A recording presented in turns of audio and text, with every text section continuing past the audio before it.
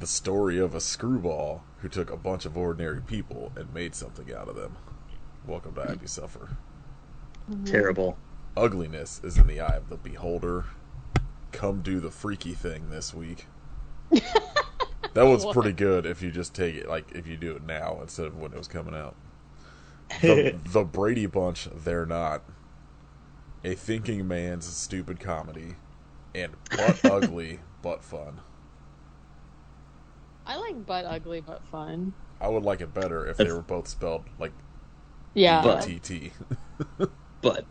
Or if it was like, oh, I don't know. Yeah, I don't know. Still not great.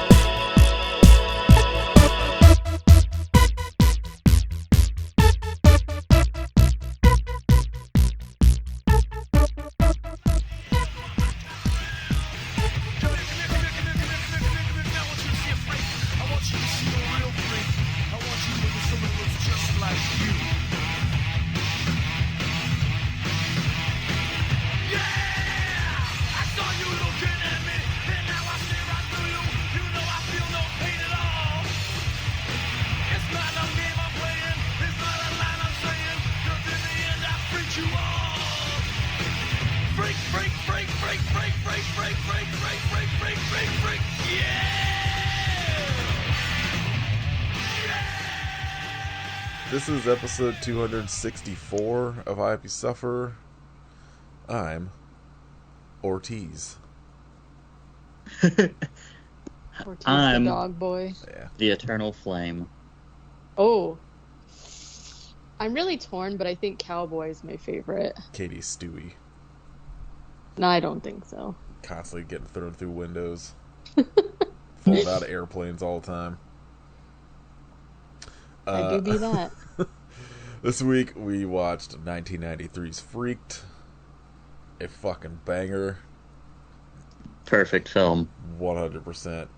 Fucking stupid ass Disney not releasing it on Blu-ray.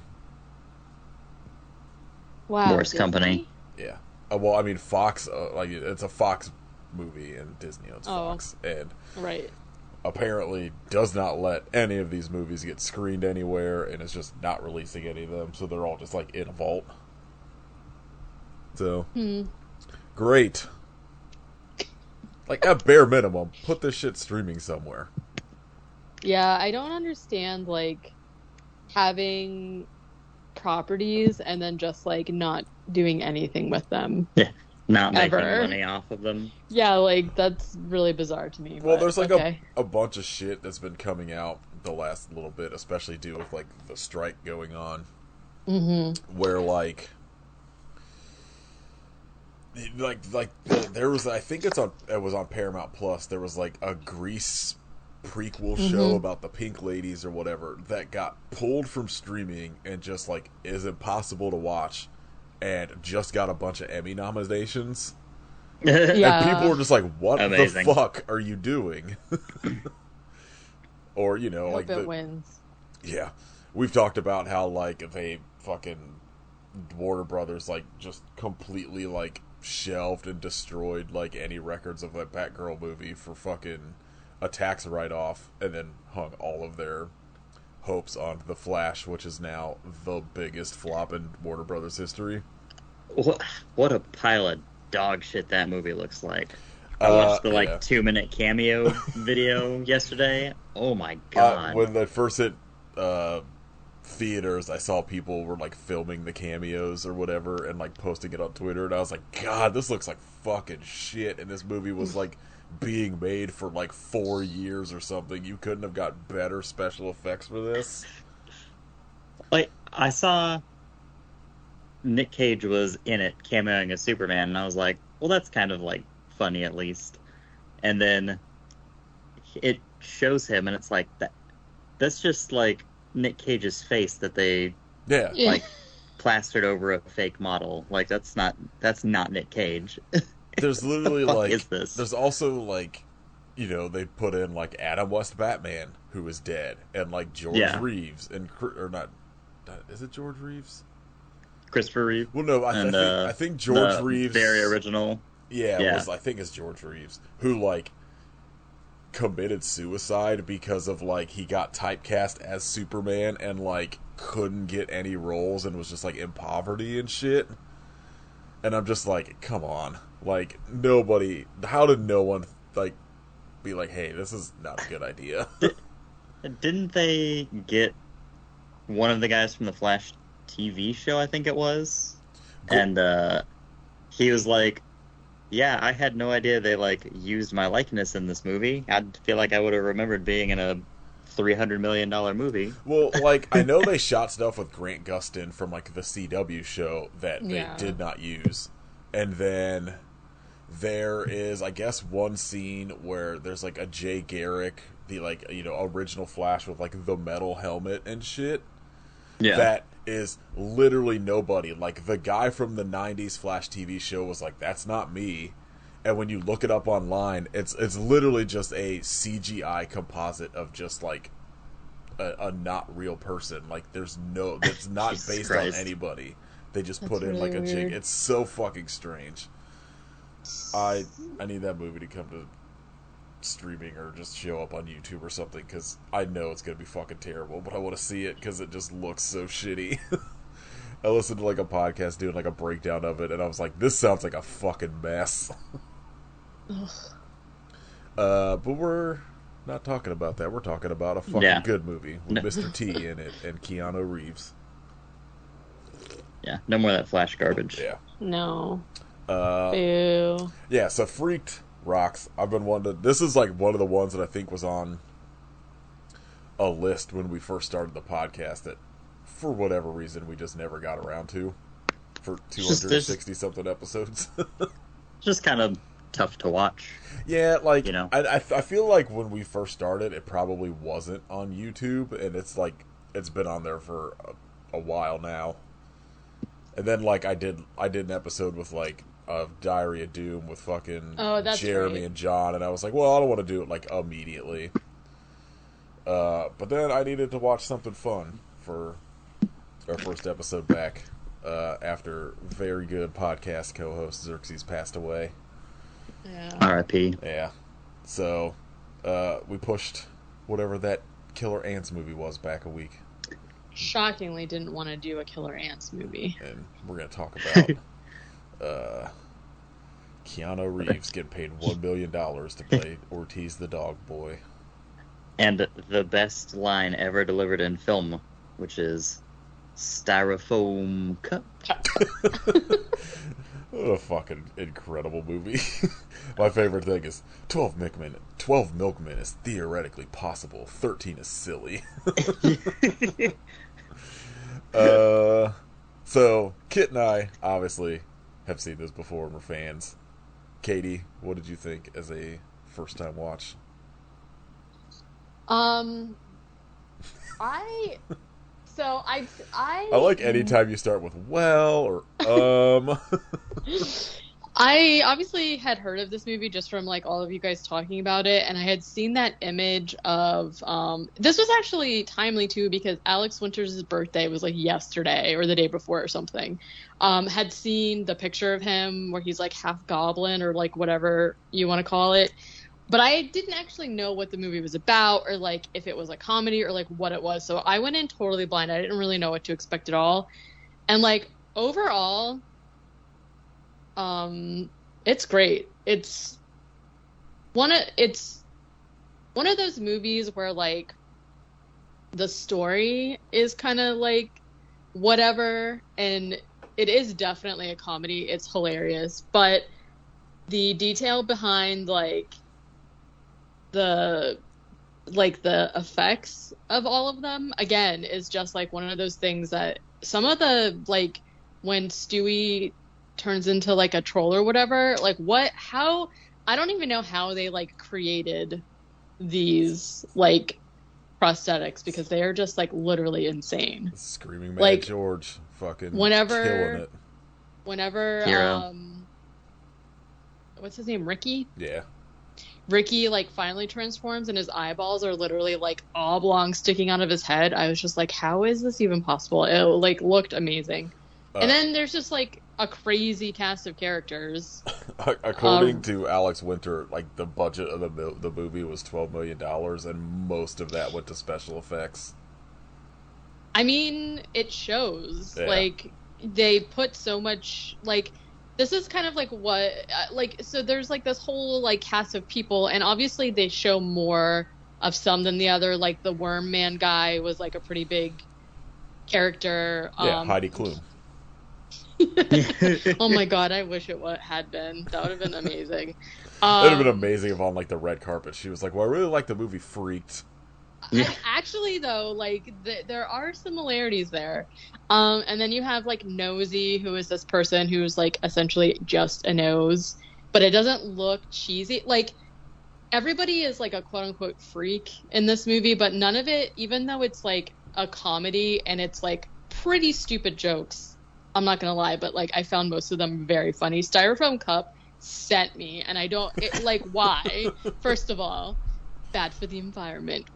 Like, but like when it's like one of those movies that works really well because when you're watching it, like the amount of detail they put into it just looks so good that you're just like, this is great. Like you can't be mad at it. I don't know. I fucking love I think my favorite really stupid joke in the movie is like they're doing the freak show or whatever, and like the sock gets taken off like Sock Boy. And they're like, what? There's a hand under there. Yeah. It's a sham, or I don't know what he said, but it's a hoax. It's a hoax. The whole thing around Saki, or was it Sockhead or Saki? Sockhead. Yeah. I like made up names for them. Sockhead. Okay, who was Bobcat Goldthwait, by the way, incredible voice behind a puppet character. Everything behind him was just so funny.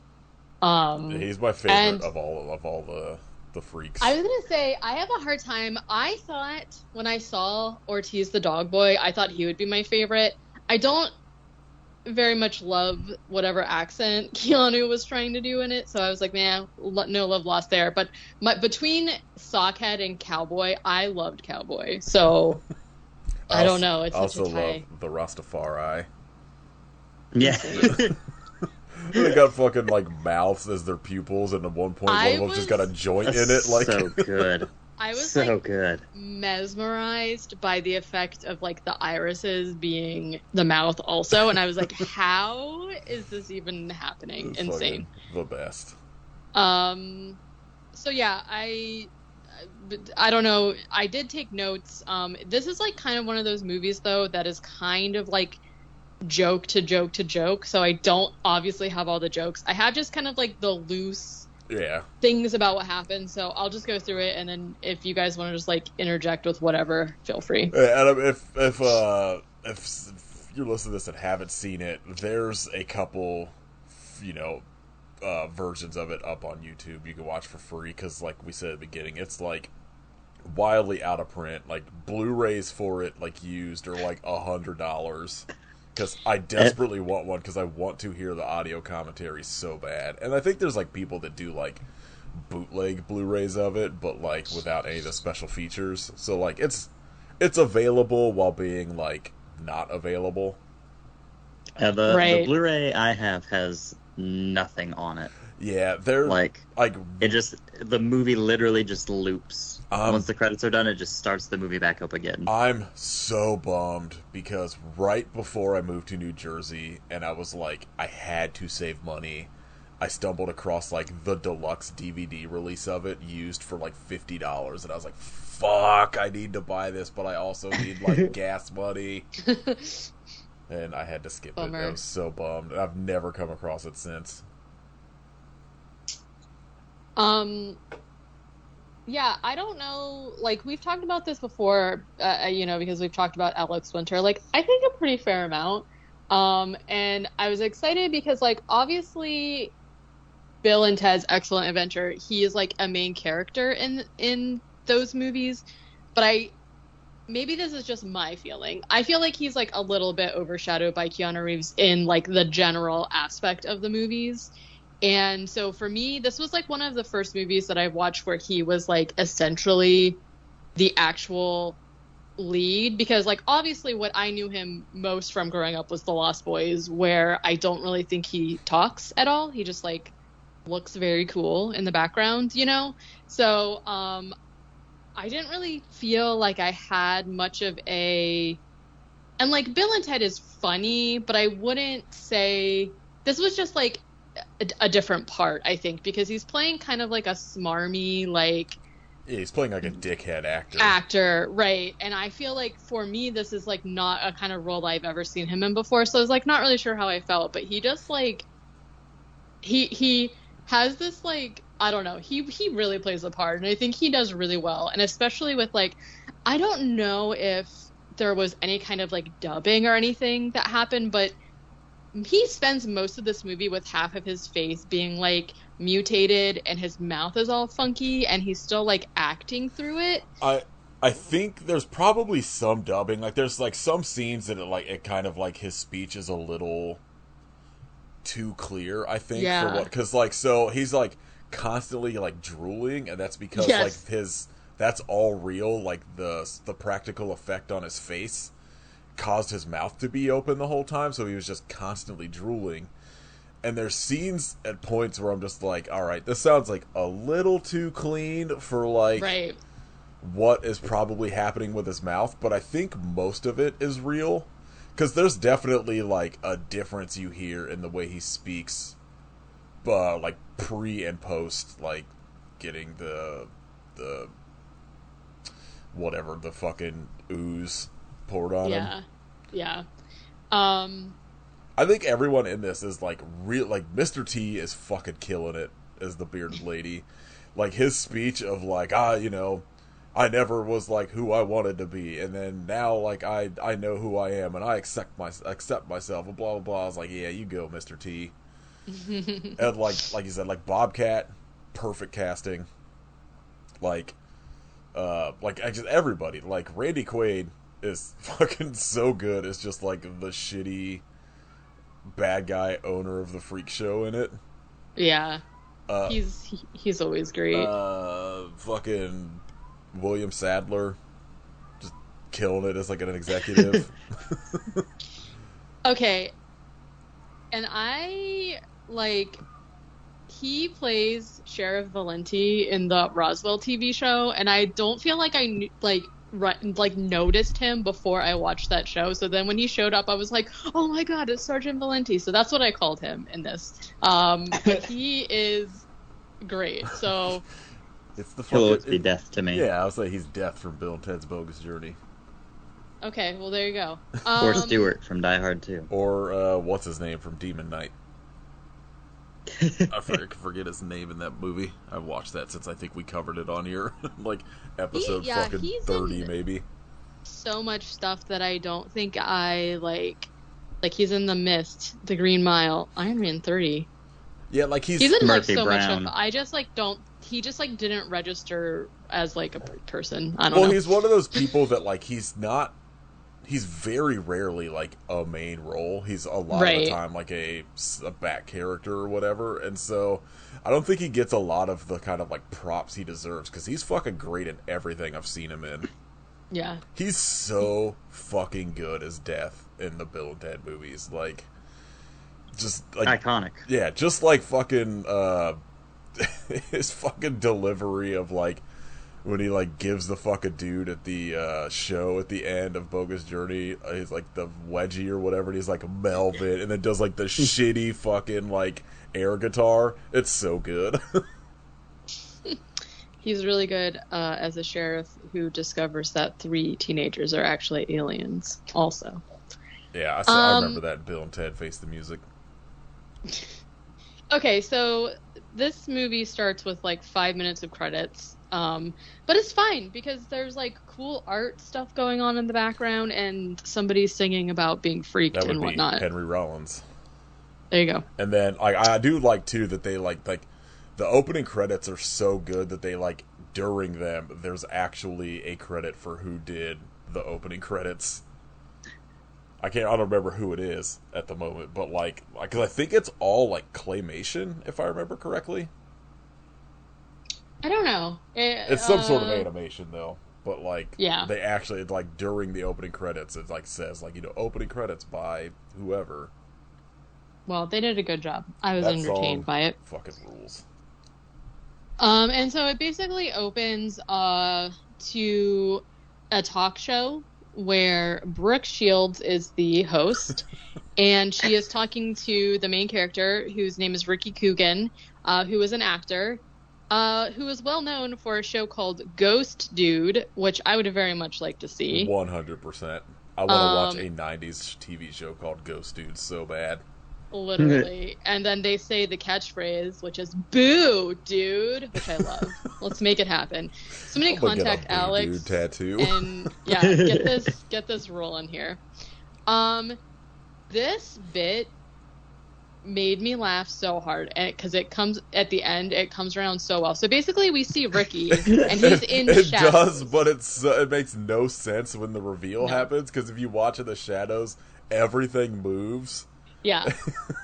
So Perfect. he's basically in shadow, and you can see, like, essentially, if you've seen the cover of this movie, like, it looks like the outline of him being half freaked. Okay, there's like, you can see squiggly hairs coming off of him and whatnot, and so it's confusing because essentially she's talking about how tell us your story, tell us what happened. So in the beginning, you're kind of like. So it's like, oh, he's just like freaked, right? You don't know what's going on. And so basically he starts to tell his story, which is about how he was contacted by this company called EES, which stands for Everything Except Shoes. Which literally, I mean, that tells you what the company is into, right? Everything Except Shoes. Which, okay, let's go with it. They should have gotten into shoes. Shoes are making a killing right now. I mean, actually, also yes. in the 90s they were too. Yeah. I think isn't that when like Jordans came out? Yeah, Jordans by Everything Except Shoes. They should have done EIS, everything including shoes. One of my favorite underrated jokes in this is I forget which character it is, but like William Sadler's character says something about, like, they're talking about the fucking what is it? Zygrot. Zygrot, yeah. Zygrot 24. I kept wanting to say, like, whatever the real one is. It's like the fucking, the Zyklone. Zyklon. Yeah. Talking about, like, whoever, I think, created that, and they're just like, oh yeah, he used to work for Pepsi. That was like their like rep or whatever. He was like giving. I actually wrote that down. It made me laugh so hard because he's just like, oh yeah, he was really good. And he was like, yeah, we snatched him. We pulled him from Pepsi or something like that. And I was like, okay. I mean, Pepsi. Even though I'm a Coke girl, Pepsi has good branding. Okay, so he meets Sheriff Valenti, who is like the head guy at EES. And they're basically meeting with him because they want him to promote, I wrote some kind of lethal fertilizer. I don't know if they were just calling it fertilizer, but it's like a toxic chemical, which they just said it's called Zygrot 24. And he's kind of like, I don't know, that seems like kind of weird, right? Or whatever. And they bring out this guy who is the representative of Santa Flan. And they make fun of the name, and he says it's named after the patron saint of creamy desserts. And I was like, hell yeah, I'm there. The fucking joke of this dude getting smaller is so fucking yelling. funny. And he just sits down and like pyramids his hands and just sits there. I was very confused about what was going on with this guy. I wrote he de-aged into a child. I was not really sure what was happening with him, but essentially he's like he comes out. The Sheriff Valenti cannot get his name straight either. He doesn't really care, and he's just like, here's this rep, he's going to tell you about it. And he's like standing there giving a speech about how it's like perfectly harmless, etc., etc. But obviously something's going on with him because he like shrinks or something. I don't know. Then Ricky is kind of like, yeah, I don't really know. This seems like whatever. Until eventually they offer him $5 million. And so he's like, okay, I'm there. I'm going to do it. Same. Give me $5 million, Monsanto. Same. I'll be your rep. Yeah. And eat lots of flan. Yeah. You have to send me to the whatever city's named after the patron saint of Mountain Dew. Santa Mountain Dew. So, Ricky and his question mark best friend. I wasn't really sure who Ernie was supposed to be. I think he's supposed to be a best friend. Like, I don't think he's like. I don't think they ever necessarily state, but you know. Yeah. So they're on a plane, and there's all kinds of shenanigans going on. And one of the stewardesses, who I also recognized, but I couldn't remember, Morgan Fairchild. For some, I don't know why. What is she doing here? But she's basically like, oh, like, can I offer you guys some pillows or blankets? And they're just like, yeah, sure. Ernie also has like a fake hand sticking out of his crotch for some reason. Makes sense to me. Yeah, why not, I guess. And she opens the overhead compartment. It's a real missed opportunity that, like, part of his, like, turning into a freak did not have a hand coming out of his crotch. I mean, just to bring that joke around, that would have been just made this like a 6-star movie instead of 5 stars. I was gonna say 6 stars. Yeah. She screams and asks if that was their luggage because there's a troll in there or something. It turns out to be this like little stalker child named Stewie, who looks like what I assume the Mad TV child would look like in real life. I guess one of the things like Alex Winter gets asked a bunch is if that kid's ears were that big, and he's numerous times had to be like, no. Like, no, I'm obviously no, but he's just like this little redheaded child with like freaking huge ears. And he's Ricky's #1 fan. And he's spoiler. And well, so he's basically just like, oh, can you like sign this poster I brought of like some show that he used to be in, and Ernie and Ricky go to hide in the bathroom, even though there is a lady going to the bathroom in there. And Stewie is like chasing them, and he's like, please sign this, please sign this. And then he's like, by the way, Ricky, like, why are you representing this chemical? It's really bad. Like, I didn't think you were a bad guy. Like, I can't believe you're doing this. And Ricky's kind of just like, yeah, whatever, kid, or whatever. Then a stewardess comes by and slams into Stewie with a cart. And like, so hard too. Like, she's like running through the aisle with it. Like, literally. And he's like, ugh. And Ernie and Ricky are like, yeah, like cheering or whatever. And then, kind of in a daze, Stewie stands up and accidentally opens the door to the airplane and falls out, along with a guy in a wheelchair. The constant fucking, like, physical gags abuse with Stewie are, like, my favorite thing in the movie. Well, and after he falls out the window, they show him like landing in a field or whatever, but they just like obviously dropped like a puppet body, and it looked so funny. And he basically just stands up and is like, I'm fine. And then a book or so, like his fucking autograph book or whatever, like falls and hits him in the head. Hits him in the head. And so then this is the kind of like dumb shit I'm talking about that I don't know why I find so funny. So they land, they basically are just like, okay, whatever, Stewie's gone. They show their plane descending into Santa Flan, and then all of a sudden the airplane just explodes, and it cuts over to Ricky and Ernie, and he's like, sure glad that wasn't our plane. That's a joke you can't make today. Oh no. That's a joke people should make today. Yes, it's a good joke. Incredibly stupid. I think it's just like, it caught me so off guard. I was just like, what is happening here? Very funny. Because they're like talking as it descends too. Yeah, it's supposed to like explodes and they're quiet. And then they're like, well, glad that's not our plane.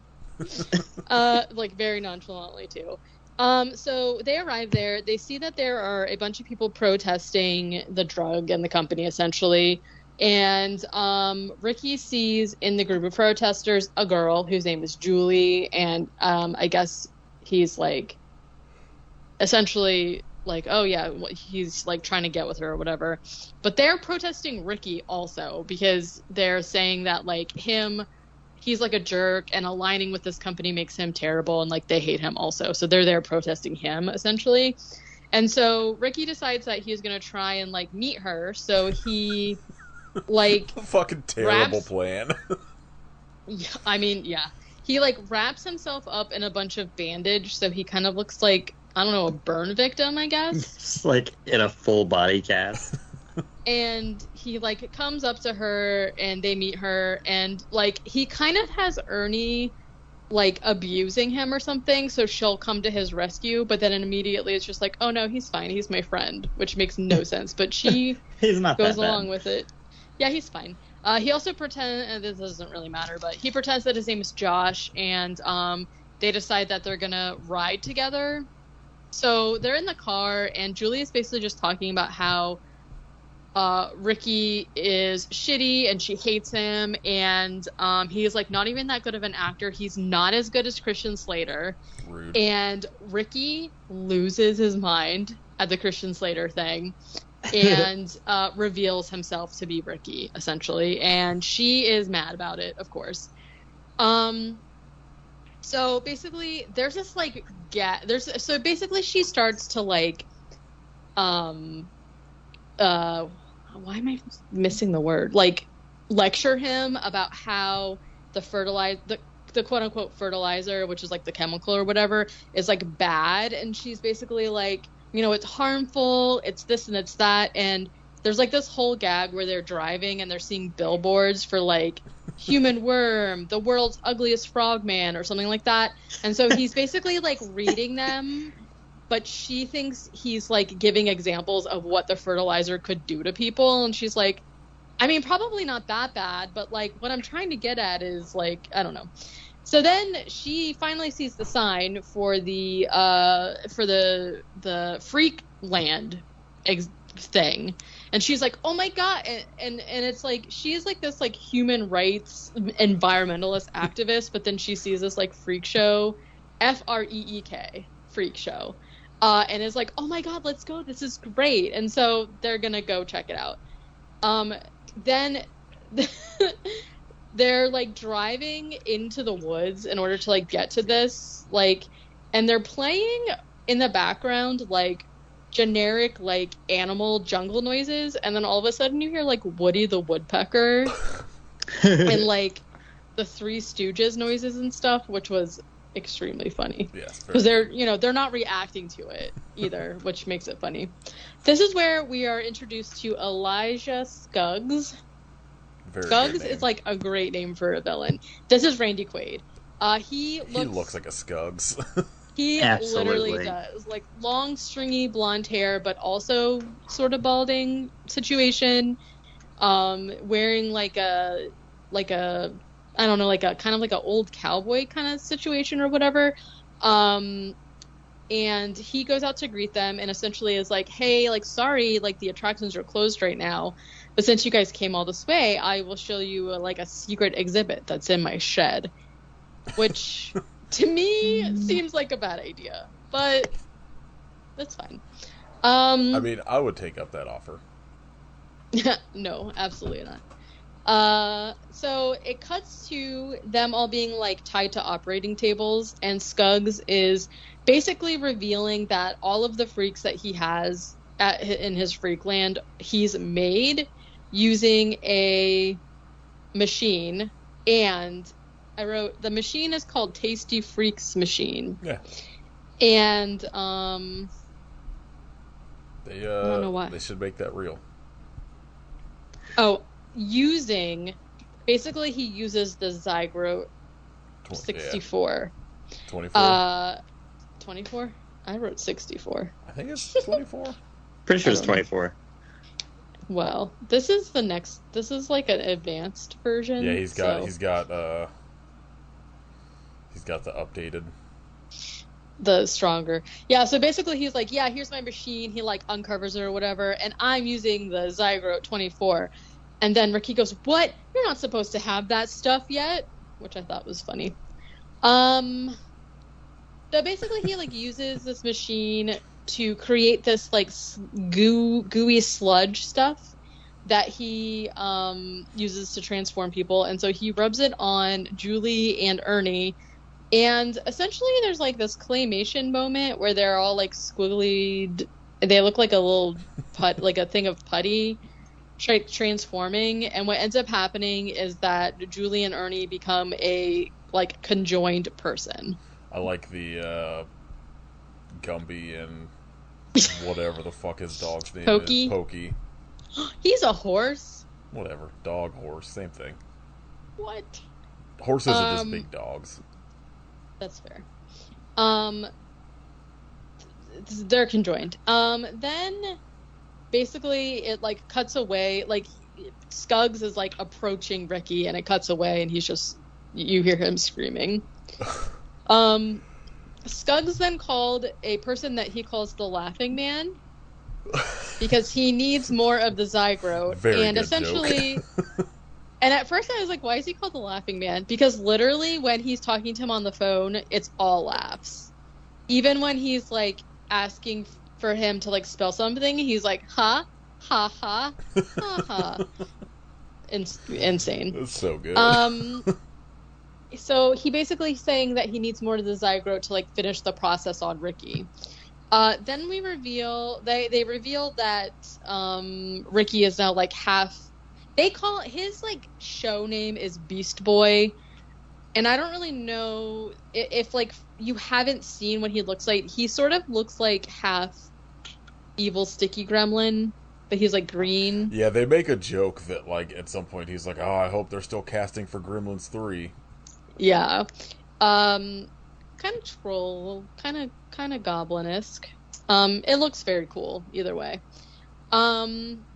This is when Skuggs shows Ricky to his outhouse. That is actually just a shed. And it's really funny. Great use of the space. They show the shed. It's like the normal size of an outhouse, but inside it's like fucking huge, and it's where all of the freaks live.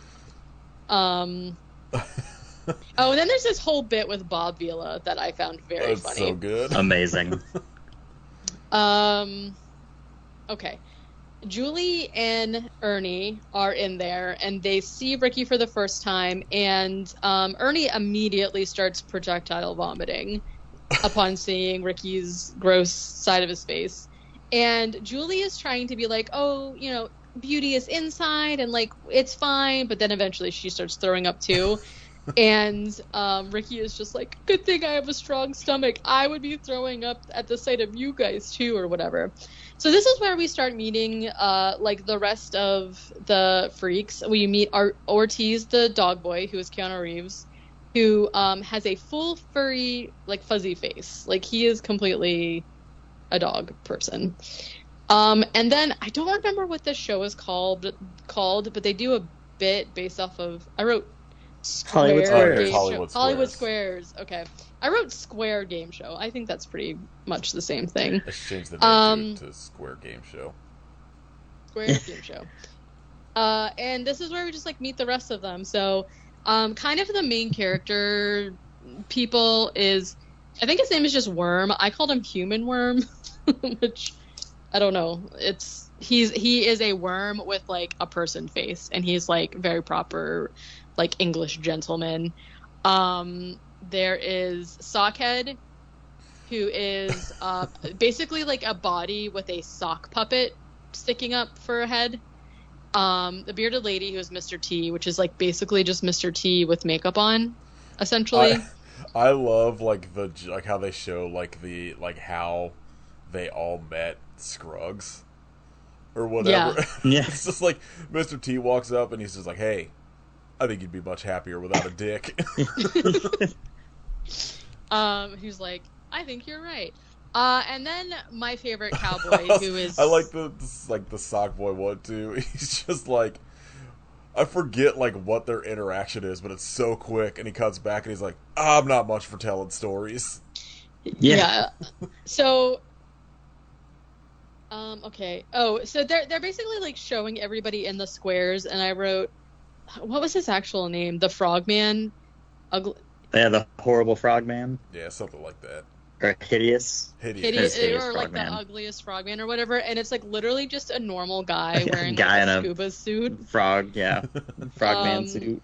And then there is Eternal Flame, who is a guy who is just always shooting flame out of his butt, Good joke. which seems bad. Anyways, they're like showing everybody. Don't Some of forget these- Ball In. Yeah. Ball in. Paul Lynn. Oh, He was like the center square or whatever. oh, the skeleton. The skeleton. Yeah. So yeah, they're showing all of them, right? And Ricky is basically just like freaking out because he's like, I'm not like those freaking out. I'm not like those other freaks. Like, I'm not like them. And they're basically just, this is where he says, I wonder if they're still casting for Gremlins 3 or whatever. And he's trying to be like, I'm different than them. Like, I'm special, whatever. This is when they all come over. I wrote Human Worm, Saki, and Bearded Lady tell the stories about how they met Skuggs. Also, a hammer. I forgot. It's just like from a wrench. It's like a- And the story behind that is that Skuggs takes a wrench off of the shelf and puts it in a bag and then turns it into a hammer. But it's so funny because when they cut back, everybody's like crying over the story. It's so ridiculous and stupid. This is when, I don't remember what led up to it, but this is when like Stewie shows up in like kind of like a ghost form sort of, and is like trying to talk to Ricky. And this is when they tell him that Stewie is Ricky's soulmate, and if he's like, if you let him in your heart, it would be help. I don't know, he says it's something like that, he but can hear Ricky, and is it the worm guy that's just like, oh, that means you guys are like connected, like soul connected, and you really just need to like accept that and let him in and blah blah blah. And he's just like, fuck no, that kid sucks. Yeah. And so basically, through this connection, Stewie has seen what happened to Ricky, and he's going to go write the story. Also, this kid is like, I don't know, 10 maybe? Like, we're talking about him getting thrown out of a, like, jumping out of a plane or whatever. He's like 10 years old. I don't know. And he writes the story about how the chemical has disfigured, like, Ricky, essentially, and he's gonna go to the press to get help or The whatever. best joke in the entire fucking movie. So he goes to, like, let's say the New York Times, and he goes into the office, and it shows the outside of the office, and he's like, oh, I have the story to tell you, and they're like, we don't want it, or whatever, and they throw him through the glass door, and it happens, like, 4 or 5 more times. I think it happens like 2 or 3 times, and then he goes to Weekly World News, and they're like, hell yeah, we'll write this article. And like they're like, let's get this kid his pay, like, and he'd get out of here. He's like, I'll show myself out, and throws himself. He's through like, the oh window. yeah, I know how this works. Hilarious, because again, it's a child. So they print, Weekly World News prints the story, including a very cute drawing that Stewie did of what Ricky looks like now. And then he's out on the street reading the paper, and then Stewie is kidnapped by the Laughing Man. Okay, so Freakland is open for business now, and it's kind of chaotic. Everyone is throwing beers, and somebody's making out with some kind of animal for some reason. It's just like chaotic. And Skuggs comes out and is like, okay, quiet everybody, like the show's gonna start. And we see some of the performances, which is one of the characters, Rosie, who is quote unquote singing, but she's kind of just really like making noises. Wailing. Oh, real quick, not to bring the flashback up, but did you guys know it was released as an NFT, and that's how people are watching it right now? Yep. Oh, Boo! They gotta try and make that money back somehow. somehow. That's Oh my god. I much? So why how not much is send it the out to a bunch NFT? of idiots? I just saw like it was in like my news feed or whatever. Wow. That's brutal. A bad time. Yeah, I thought it couldn't get worse, but there it is. So they're doing the show. Julie and Ernie are doing like a dance, but kind of like a slapstick joke thing. The bearded lady, Mr. T, is giving makeup advice. What does that say? Makeup advice. I have no idea what that says. Then we see Sockhead.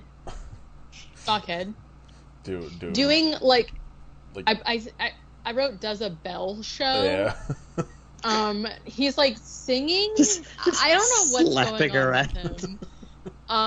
And also like doing like ringing. It's like a bunch of bells, and then he's like picking up bells and ringing them, but he's like singing some kind of weird song. At the end of his show, the sock flies off of his head, and it's just a hand. You know, like if you're doing an actual sock puppet show, like your hand is underneath it. So he's got like his two arms and then his hand. And this is when the crowd is like, he's got a hand under there. It's a hoax. It's a hoax. And everybody is very upset and like boos him off or whatever. What a good joke. Very, very, very good. Then, so Ricky is going to have to go on, and he's like really like not sure what to do. And Human Worm gives him a pep talk and is like, you're an actor, just go out there and act.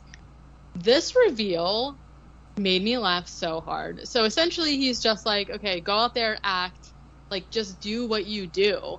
And so Scuggs introduces him as the Beast Boy. The curtain comes back and he turns, and he's wearing like Shakespearean play attire, and he starts doing I think you call it a soliloquy from the Shakespeare play Richard III, and it is like he's just like giving the lines, and then I don't know why they did this, but at the end they sort of start subtitling the play to where it says, I'm ugly, I'm never gonna get laid. That's the subtitle. That's like the like interpretation of the lines of the play or whatever.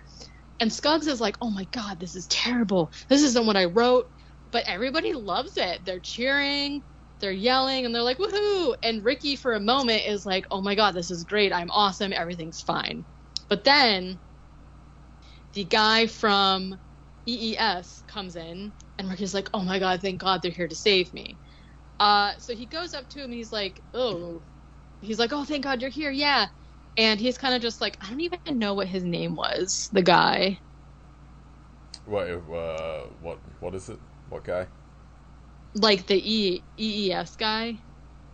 Oh, The EES rep moves there to keep out to save him. yeah, I forget which guy shows up. Well, whatever. That's not important. Anyways, he is essentially just like, oh no, like you're ugly now. We don't want you to be the spokesperson of the chemical. Like that seems like a really bad idea. Sorry. You're gross. And Ricky does not like that, and he kind of freaks out, and he kind of like channels this rage where his eye turns red, and then he rips the guy's head off. He just like pulls Very the guy's easily. head off. It is hilarious, and everybody starts screaming and panicking and running around or whatever. And so Scuggs is just kind of like, well, that's showbiz, you know.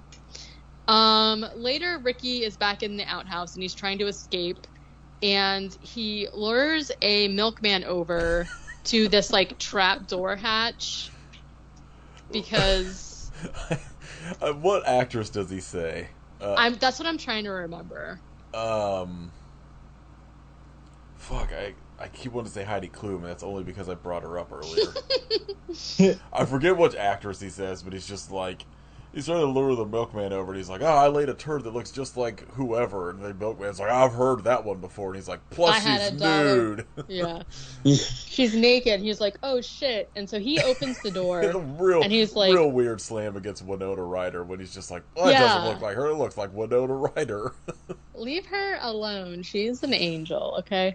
Anyways, Ricky knocks him out and takes his outfit. And And so now he is dressed up as a milkman, and he's trying to like escape, but like the milkman's truck is locked, then there's a car that's locked, then there's a bike that has a lock on it, then there's a boat. I don't know how he was going to drive the boat, but it has like one of those like sticks, like anti-theft bars. Oh, in it or whatever. I know he goes to the car and he's like, fuck, what was that thing called?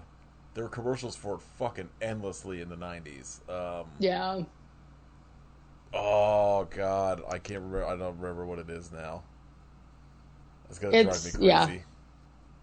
Yeah. Just Google it. So he's like realizing that he's not going to be able to escape now. The club? Yeah, maybe. Sounds right. I was gonna call it that, but it I don't know. Yeah. So during this time, he's like running around trying to escape. There's this like huge statue of what I think is supposed to be.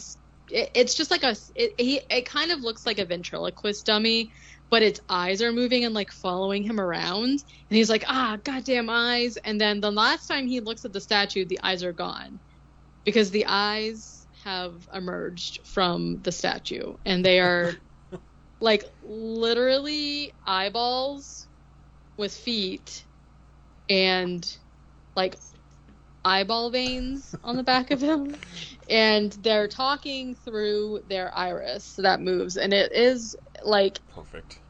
You need to just go watch it and see it, because like describing it does not do justice as to these eyeballs.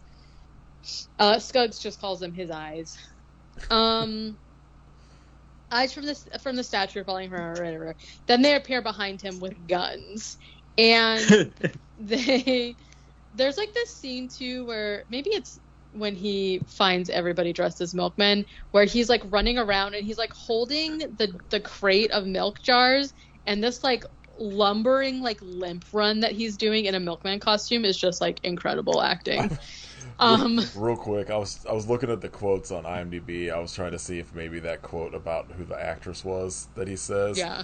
But I forgot at the when they first show up at like Scuggs' fucking freak show, and he's like, "Do I seem like a weirdo?" And Ricky's like, "Nope, you seem like a regular dumb shit old redneck to me." Yeah. Yeah, I mean, fair. So the eyeballs take it. He's like, "Are you gonna kill me?" And they're like, "No." They take him into Scuggs' like shed den thing, and basically he's like, "No, I'm not gonna kill you. Like, you're gonna be like the star of the show tomorrow." His plan is that the next night at the show, he's going to finish the process by rubbing the rest of the goo on him and turning him to a full Beast Boy, and having him kill the rest of the freaks.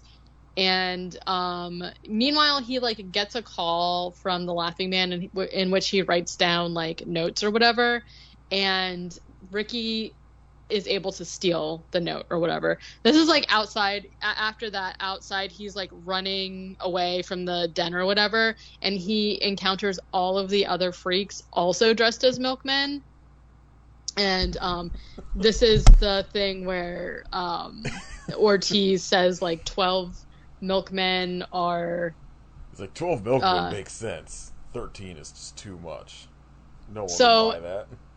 That leads to an even funnier joke that really got me, where he's basically like, "Okay, listen, like you guys can't try to escape because Scuggs is going to like kill you. The eyeballs come out of the statue. They're going to kill you." And they're kind of just like, "What is he talking about?" So this is when Ortiz decides that he's like, "Oh, I'm not listening to you anymore. Like, I'm the leader, not you." And he pulls out a knife, and then Ricky has like a claw, right? And so they start like fighting, and Scuggs is like looking out the window, and he's like, "Man, so many milkmen for one route. No wonder they're fighting." Which really sent me because it's so stupid. In the middle, they're like fighting or whatever, but Ortiz, who is a dog boy, gets distracted by a squirrel and literally runs off into the sunset, being chased by the eyeballs. So they've seen the eyeballs and they're like, "Oh my god, like Ricky was telling the truth. Okay, like what are we gonna do?" So he tells everyone Scuggs' plan about turning him into a killing machine, essentially, and everybody This is like another one of those scenes where like it's hard to describe because essentially Ricky's trying to like tell them what his plan is, but everybody keeps like interrupting him to like interject a piece of the plan or whatever. And then there's just like a montage of them doing silly things to a freaked song again. There should be more of them. So here's the thing. They are going to dig. They're either going to or they already had dug a tunnel underneath that goes from the outhouse into the lab, and like they basically do that. It's I can't remember who was there. Ricky, Ernie, Julia, and somebody else go, probably Worm, go into the lab, and they're like, we need to hack the computer, and it shows like the computer screen. That was like one of my favorite parts from the beginning too, where Scuggs is like trying to decide what to do, and it's like deform a lot, a little, and just like there's just like a menu of like how to create a creature, which I thought was really funny. And so they show the picture. There's like pictures of all of the different freaks like on the screen as like options or whatever. And so they basically hack the computer. This is when Ricky is like, oh, and so they made a joke about how they needed to be quiet. And then as soon as they turn on the machine, there's like this really loud police siren. And they're like, oh my God. But then it switches over to Scuggs watching. What was the show? It was like Crooked Cops. It's something Cops, and the two cops, it's like Rob Tappert and Sam Raimi are the cops in it. Yeah, and so that is playing, you know, a police sound at the same time. So Ricky turns down the volume, and he's like, okay, we have to be really quiet now. And he turns... Well, go ahead. Finish this, and I'll say what I was going to say. He turns and knocks a styrofoam cup off of the table onto the floor, and it literally, like, imagine the sound of a styrofoam cup hitting the floor. It's like almost no sound, but Scuggs immediately turns and goes, styrofoam cup? It is so funny. I was gonna say, I'd be curious if, like, this is one of those movies that I wonder if this works for, like, people younger than us. Because so much of it is very distinctly, like jokes about things that were, like, only prevalent in the 90s. Like, I guess there's still shows about cops, but, like, that's obviously, like, a spoof on the show Cops. Right. And I'd be curious how much of this stuff, like, actually works now for, like, if this movie works at all for, like, 20-somethings. But I feel like probably not, unless there are some younger kids who are, like, super into, like, the way that, let's say, like, I was into the 80s. There are younger people who are, like, really into the 90s. And this movie came out in 93. And I still feel like maybe if I had watched it when I was younger, there were some jokes that I felt were, like, dated to the point where I didn't get them. Like, whoever the actress was that he said his naked poop looked like or whatever, like, I don't think I really knew who that was, or, like, enough to even remember it or get the joke. Do you know what I mean? Yeah. So, I don't know. I feel like there were still some stuff that went over my head, so I don't know. It's hard to say. What was happening? Oh, styrofoam cup. So he's going to go check it out, right? They are basically, like, getting the goo to come out of the machine and into a cafe, what is that? Cafe Busto? Coffee container or whatever. I fucking stock that shit all the time. I can never remember, like...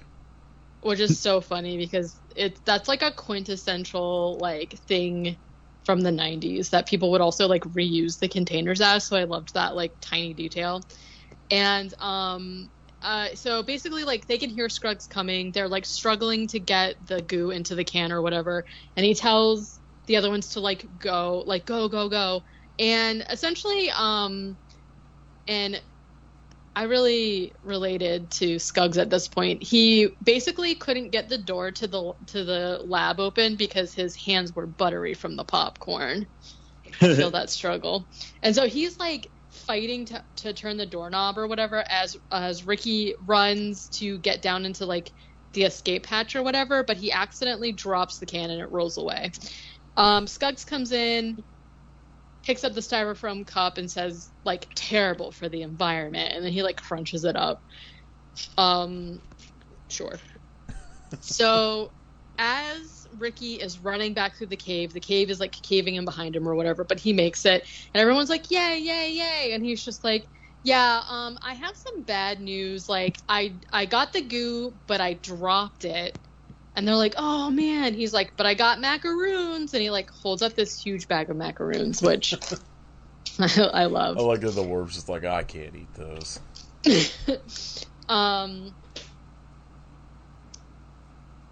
So, okay. This is when the EES company comes to visit Skuggs, and it is revealed that Sheriff Valenti is the Laughing Man. And Yes. what a reveal. They've brought Stewie with them because they kidnapped him, right? And this is when Stewie, they basically are just like, shut up, kid, and they, like, lock him in a cage with a two-headed chicken. And he talks telepathically to Ricky, and Ricky is like, you have to escape and bring that can of goo to us. This is when they're doing, like, so he is, like, sneaking out and, like, through the people throughout, like, this entire presentation. Skuggs introduces his plan for a new park, which is called Super Mega Freak World. That is essentially, when he reveals the model, it's the exact same thing as Freak World, but, like, the model is just bigger. It's not even necessarily bigger. It literally just has, like, these huge poles on the side because, like, the models next to each other would, like, they have, like, the cloth over them. Like, one looks way bigger, and it's just, you see that there's just these huge poles with, like, flags on top of them on one of them, and it's just like they're basically the same size. Yes. Then that's when he tells, so then they're like, okay, great, this is our presentation. So this is where the EES guy shows him a presentation that basically their plans for Skuggs's gene machine, as they called it, is that they're going to alter human beings to make them better workers. So, like, if somebody's working in a factory, they're going to give them 8 hands, take away, like, their need to go to the bathroom. There was a joke about having a secretary without a mouth so she can't talk back, just, like, shit like that or whatever, right? And then he's like, that's it? And he's like, what do you mean? He's just like, I mean, that's a great plan and all, but where's, like, the unspeakable evil in all of this? And he's like, oh, yeah, well, the thing is, like, basically we're going to, like, create a new master race, like a better master race using this, and we're gonna, like, engineer it ourselves or whatever. And then this is when he says, like, oh yeah, that was a really great presentation. He's like, yeah, we lured him from Pepsi, like the guy giving the show or whatever. Very funny. So meanwhile, so that whole time Stewie was like, like, going around, and he steals the can and escapes. So it cuts to the freak show. Skuggs unveils Ricky. I don't know why I wrote it like this.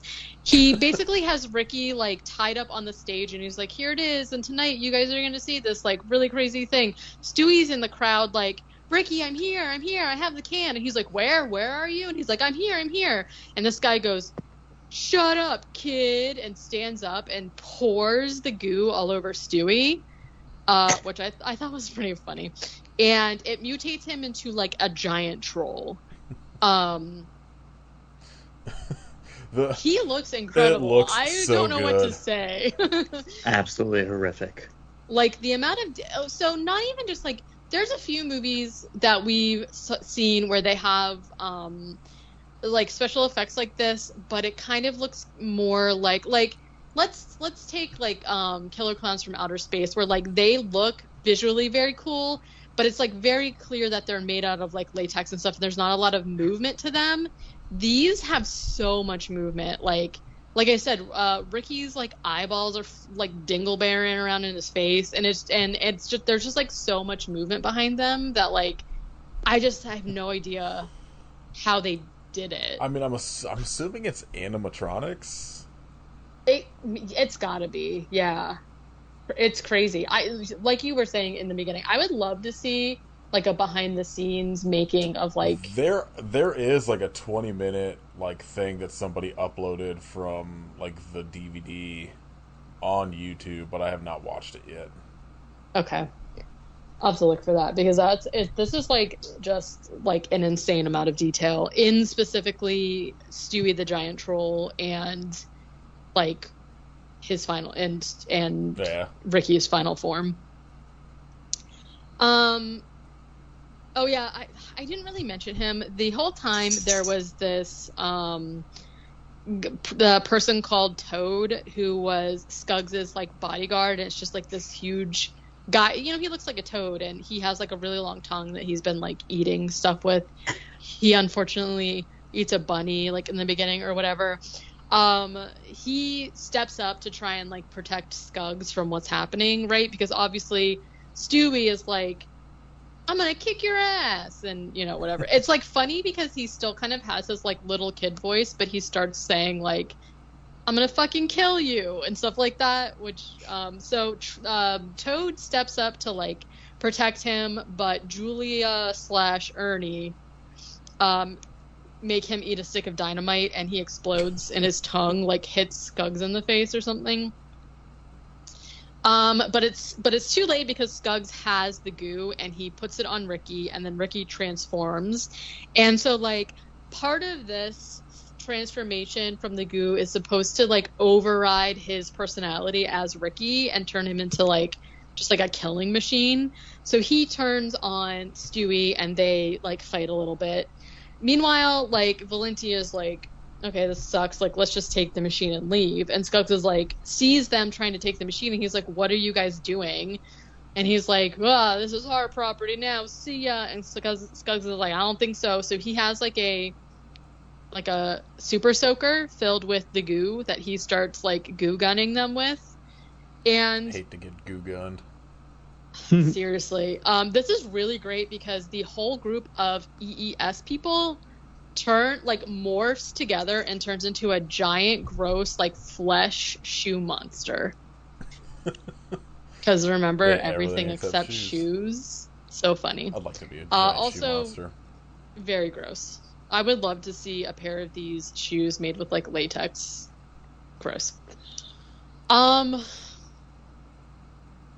boy, I'm looking at some of like the behind the scenes stuff, and there's footage of the worm guy talking where there's like he's covered in a trash bag, and all that's popping out is just like the worm face, and it is disturbing.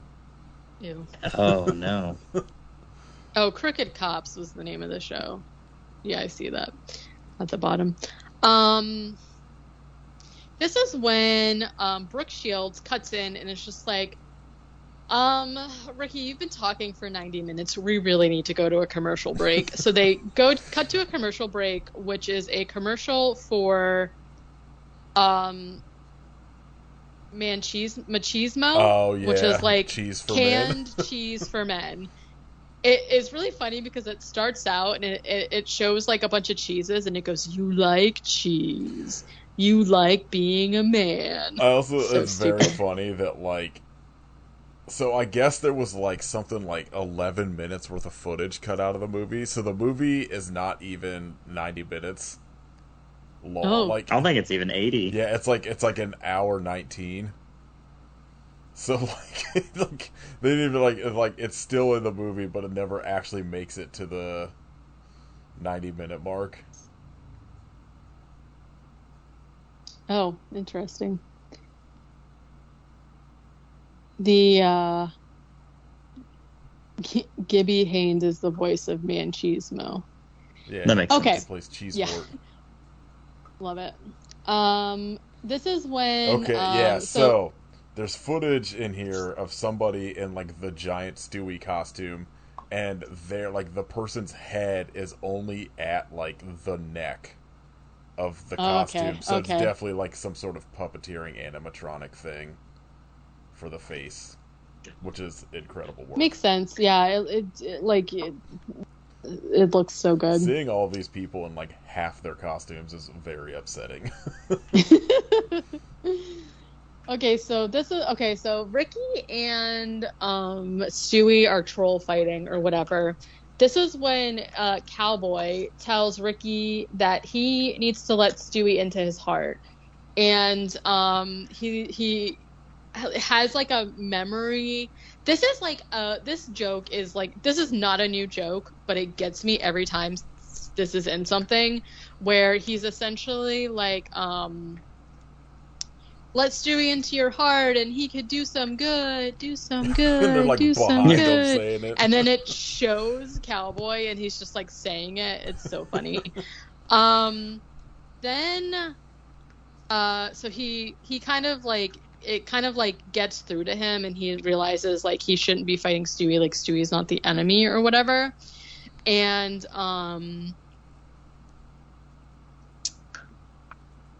he basically like turns good. He turns on Skuggs, and Skuggs is basically just like, all right, you shouldn't have tangled with me because I am crazy strong or something like that. And then he turns around and starts like pummeling him, but he's just like a human, so it doesn't really do anything. And Ricky like just hits him on the top of the head, and you hear a crack, which is pretty upsetting. And this is, he's like, you can't hurt me because I won't tell you where the antidote is. I baked a time-release antidote into a bunch of macaroons. What a good joke. Which is so funny because like when he originally was like, I don't have the goo, but I got these macaroons. I was like, what? It comes back really, really funny. And then he's essentially, because like they've already eaten them, right? And then he was like, you skipped on the coconut, in my opinion, or something like that. And then they show Worm, who obviously is going to stay a worm because he didn't eat the macaroons because he doesn't like them. I can't remember if he doesn't like them or if he's allergic to coconut. I forget what they say it was. Yeah. But anyways, oh well. And then Ricky kicks Skuggs into like a vat of goo or something. And this is when the FBI shows up. This joke was also very funny to me. Essentially, they come in and they're like, oh yeah, we read about you in World Weekly News or whatever. And then they were like, he was like, we were coming down here to like save you or whatever. And they were like, well, what took you so long? Well, they had to deal with and that then they house were that just drips like, blood. Yeah, they were just like, basically they were like showing him different articles and saying they had to like respond to those cases first, which was really funny. Then Skuggs pops back out of the vat, but he now looks like Brooke Shields' character. And what?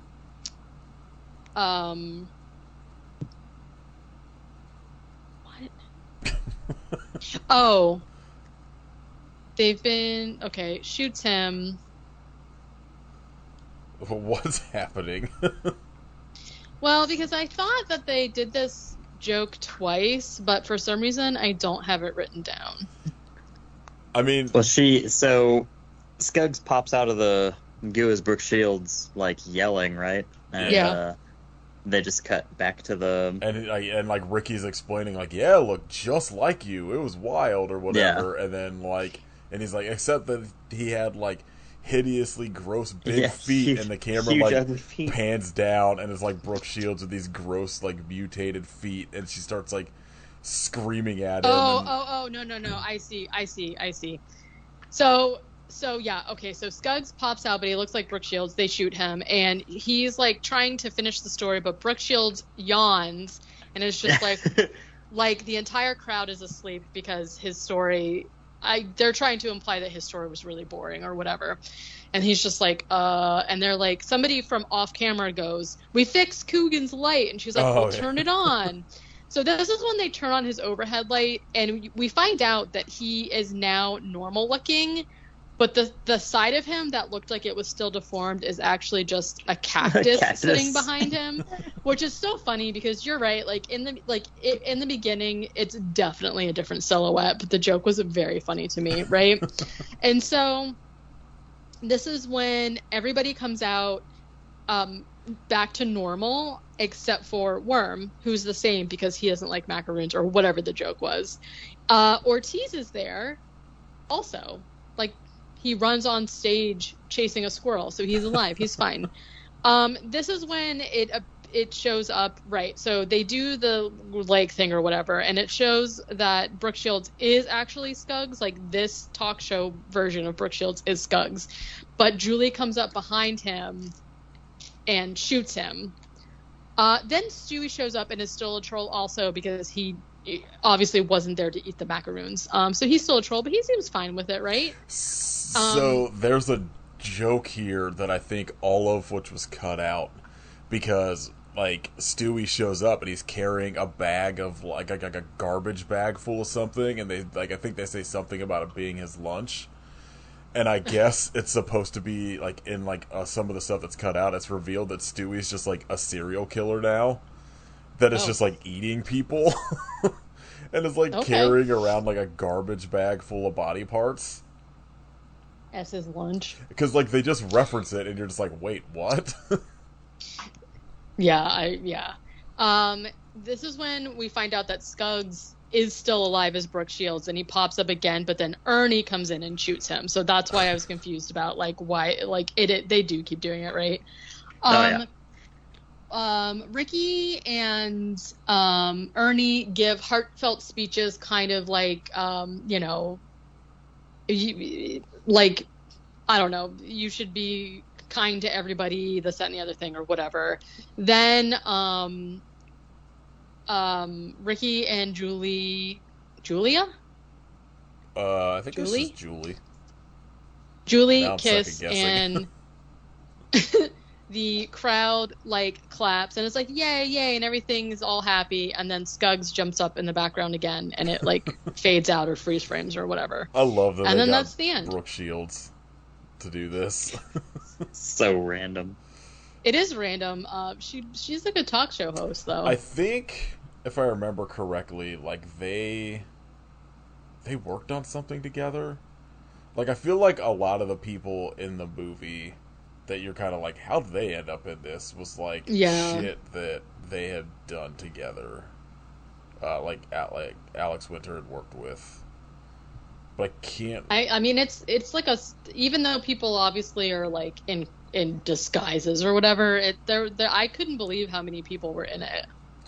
Well, because this was also coming, like, this came off Bill and Ted's Excellent Adventure, like, as, like, a couple years after. And they had Alex Winter and Tom Stern, the other guy that, like, directed it with him, did, like, Idiot Box for MTV, which was, like, pretty popular, and, like, it was just, like, this perfect timing, and then just, like, I think the studio just sort of fucked over everything dealing with the movie. Well, which is a bummer, because it's very good. Yeah. Yeah. Everybody go watch this on YouTube for free. Definitely. It's the best. Yeah, it's so good.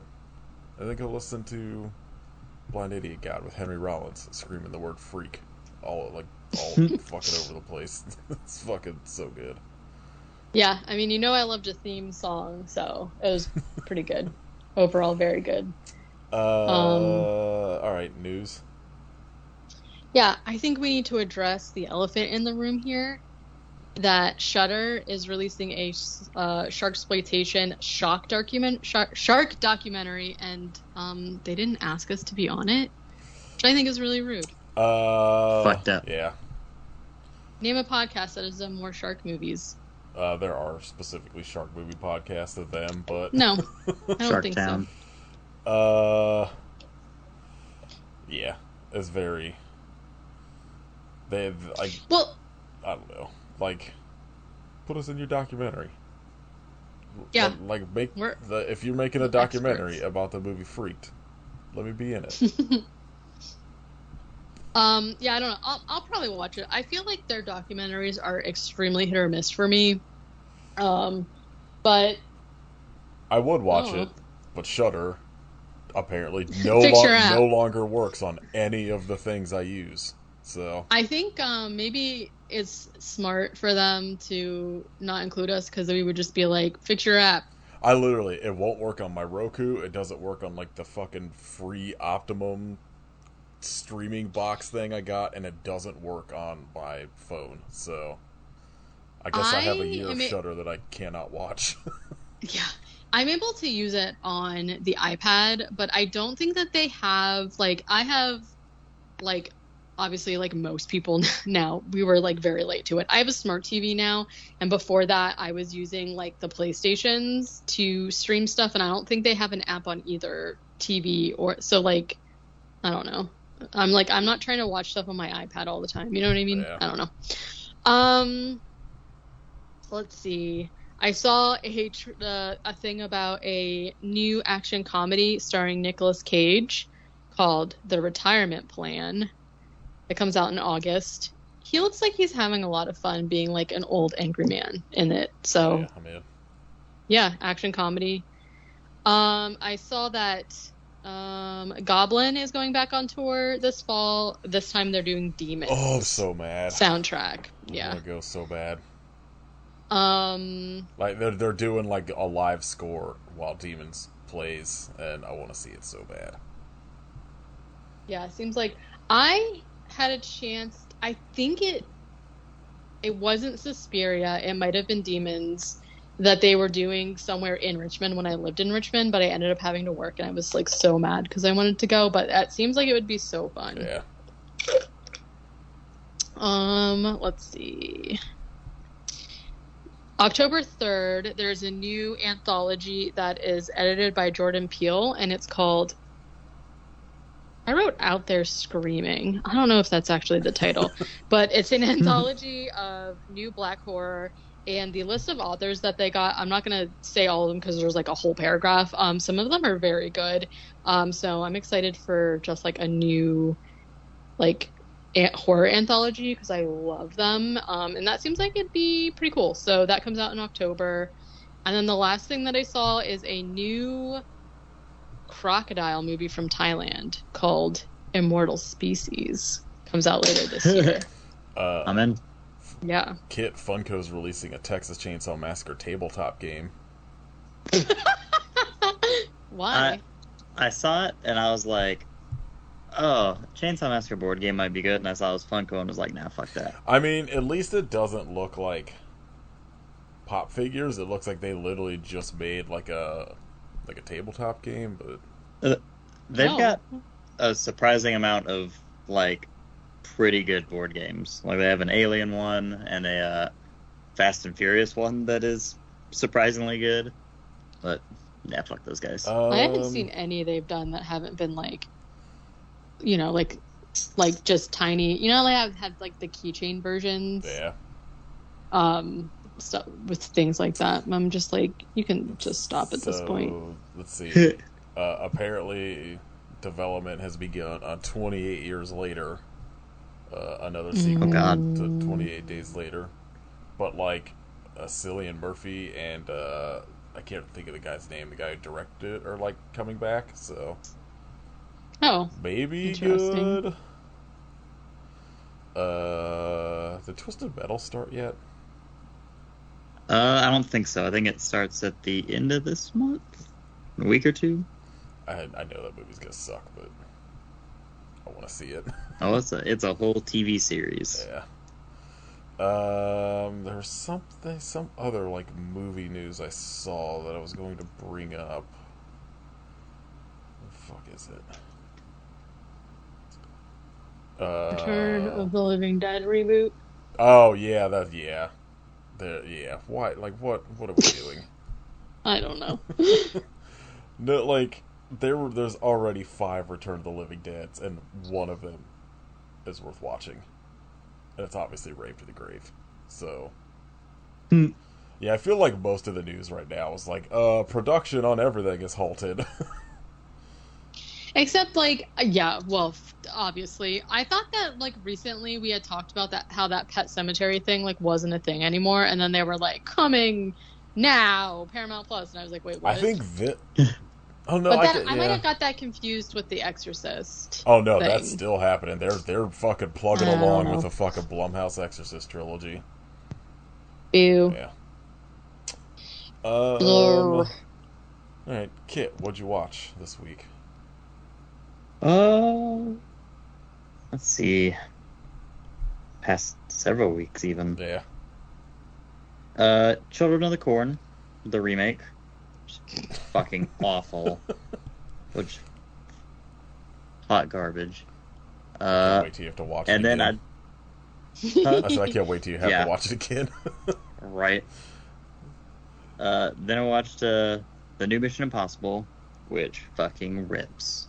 The exact opposite of the Children Wow, of the Corn. better than Children of the Corn remake. I There's know. No way. I Surprising. don't think so. Don't worry, it gets worse again. Then I watched Star Wars: The Rise of Skywalker, which is just an incomprehensible pile of shit. Is that On the second one? third. Yeah. I obviously I haven't seen any of the pretty much anything after the first two, maybe. Yeah. But like, anytime I hear anyone explain that like newer trilogy, I'm like, I don't know what. I feel like it's one of those. It seems like one of those ones where some people are fucking obsessed with the second one, and some people are obsessed with the third one, and some people are only into the first one, and I'm like, I don't know.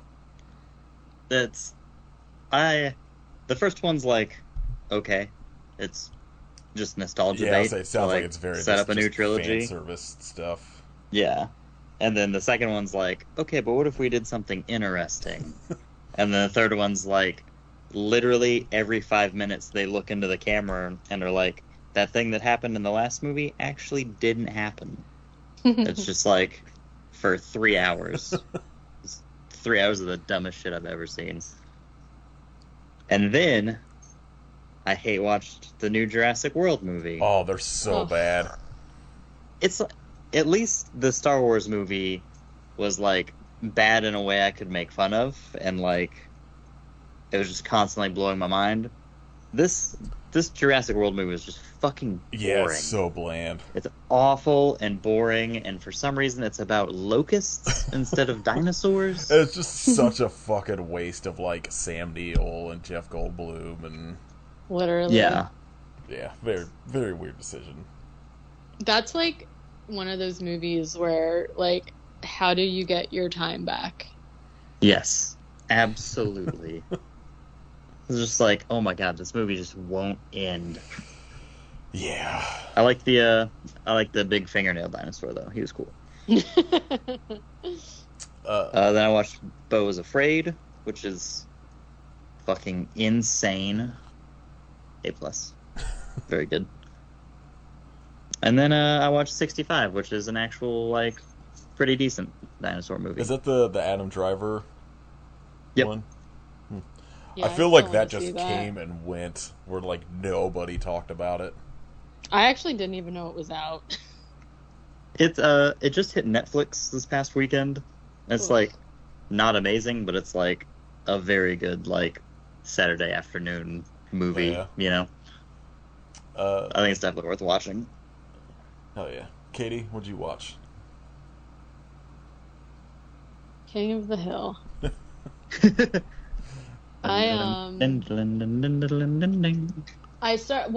we like the new season for Diablo comes out like in a couple days. And we were like just fucking around doing a bunch of stuff that we didn't really need to be doing, and so we had to just like marathon catch up the story so that we were like ready or whatever. So I just like was like, I don't have time to like pay attention to anything when I have the TV on because I'm like cleaning or like whatever. So I was like, you know what? I haven't watched King of the Hill in my new house somehow, so I'm just gonna do that. So I've just been, and then oh my god, I don't even think I've talked about this. You know how we were watching like NCIS for like our stupid fall asleep show? We're now watching the original CIS, and it's pretty much as ridiculous, but there are so many famous. One of the things that I love about watching older shows like that is like the amount of famous people that are just like in random episodes. Like Jeremy Renner is in one of them. I don't know. He was the most important one I could think of. That's there's there's like plenty of other like people that were just like, oh my god, it's such and such, because it's from like the early 2000s, you know. But I wish to never hear the theme song again in my whole life, which is The Who, and I hate it. Oh, but CSI, you mean? Yeah. You said CIS, and I was like, the fuck is CIS? Oh, did I say that? I'm dyslexic, okay? Leave me alone. But it is like one of those shows where like I don't really like any of the main people in it, and like I'm just like I don't really care. I think one of the only episodes I really watched is there was one like Tarantino watches where like one of the CSI crew dudes is like buried alive and they're like trying to find him. Perfect.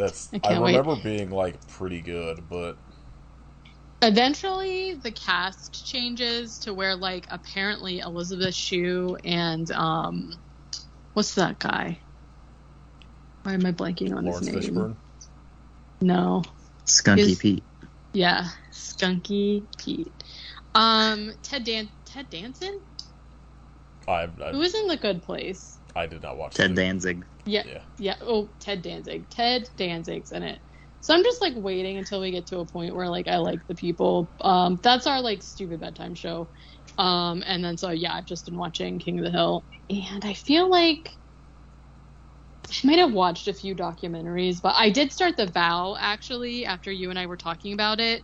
But like 4 episodes in, I was like, all right, I need to take a break. I'm tired. Yeah, it's bleak. Yeah. I just let me know if the second season, if you get through it, is worth watching or not. Because like the first season like ends and like everyone getting arrested and shit, and I'm like, how are you doing a second season? Yeah. So yeah, we'll see when I get to it. Woof. Yeah. Terrible. I've pretty much Caitlin and I started The Simpsons from the first episode, so we've been rewatching that.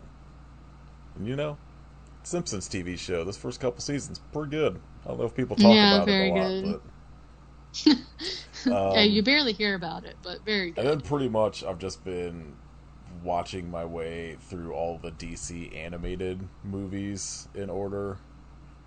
I think I made it up to the Dark Knight Returns ones last night, and then I watched Amityville Death Toilet, which is the only good Amityville movie. I'm gonna say it. Better than Amityville Horror.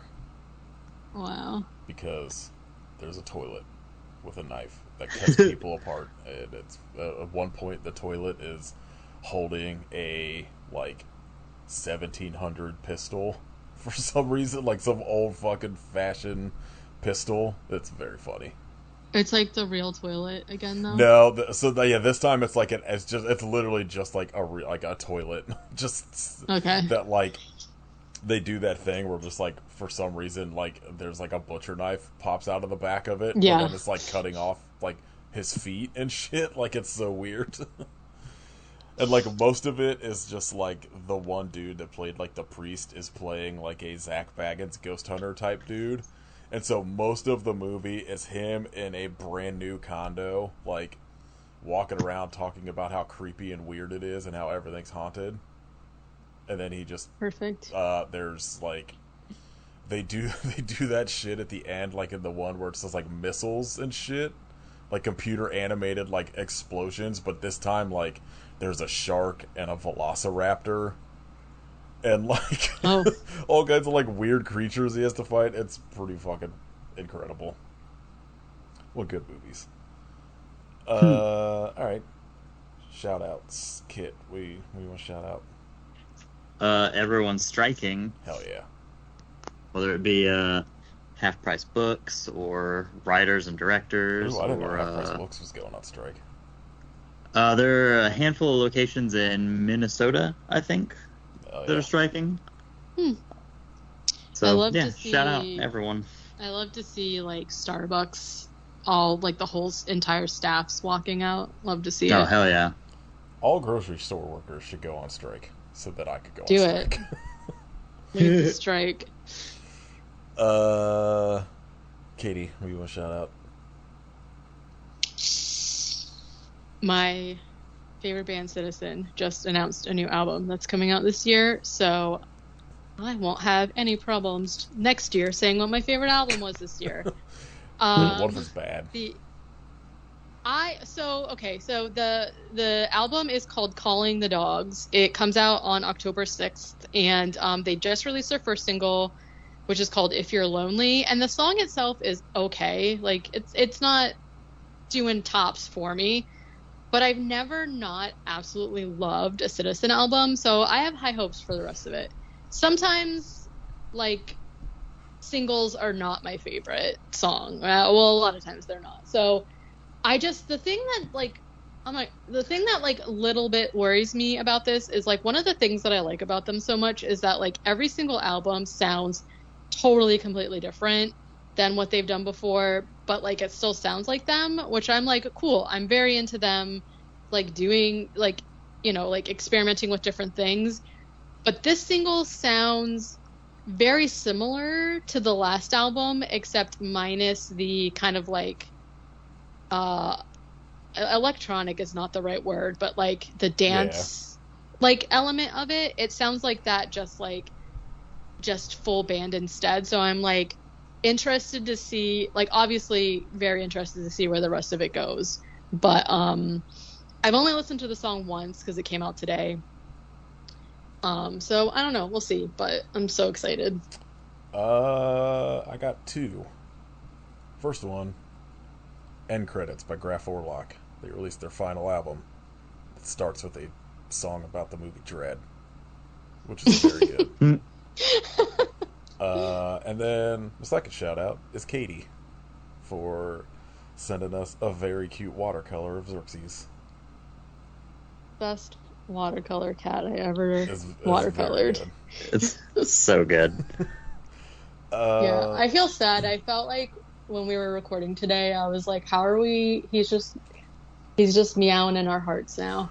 Lex has taken over. Like, Lex was always extremely quiet, and now Lex has just realized that if he yells at us, that, like, we might give him more food, and we're just like, no. He's got to try, you know? Yeah, he's trying. Aww. Alright. What was the ant movie we're doing next week? Marabunta. That's right. I knew it was something with an M. I gotta add this to, like, my watch list so I remember. I'm assuming Tubi. Yes. Or Prime, I think. I think it's on both. Oh, okay. Is it... Wait, this... Okay, it's gotta be this one. Legion of Fire Killer Ants? Probably. Because I'm assuming it's not the one from 1967. Correct. Because when you type in Marabunta, it comes up with Marabunta from 1967, The Naked Jungle from 1954, The Hive from 2008, and Legion of Fire Killer Ants from 1998.